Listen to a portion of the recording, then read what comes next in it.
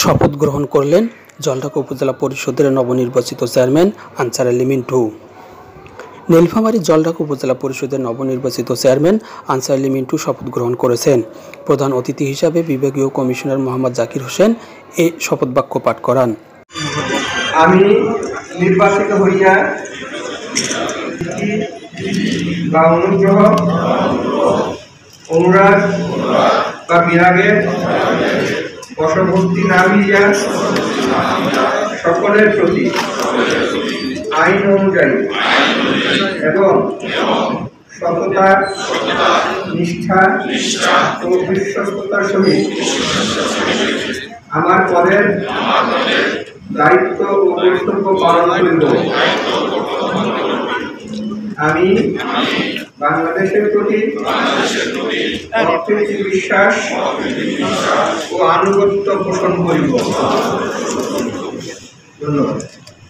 একই সাথে নবনির্বাচিত ভাইস চেয়ারম্যান শাহিনুর রহমান ও মহিলা ভাইস চেয়ারম্যান মনোয়ারা বেগম শপথ গ্রহণ করেন।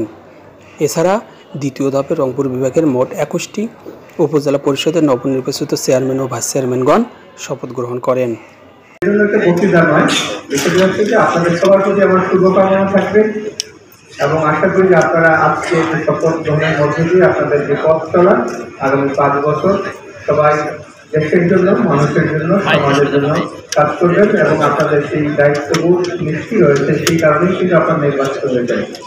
অতএব আবারও আপনাদের সবার শুভকামনা করি, সুস্বাস্থ্য কামনা করি, মঙ্গল কামনা করি। জয় বাংলা, বাংলাদেশ চিরদিন হোক।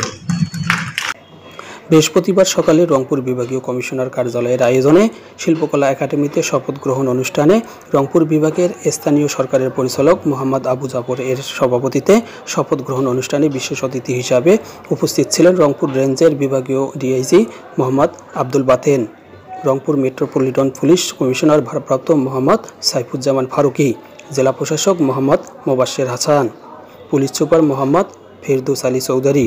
শপথ গ্রহণে বঙ্গবন্ধুর আদর্শ ও শেখ হাসিনার নির্দেশনা মোতাবেক নবনির্বাচিত চেয়ারম্যান ও ভাইস চেয়ারম্যানদের কাজ করার আহ্বান জানিয়ে শুভকামনা করেন অতিথিবৃন্দরা।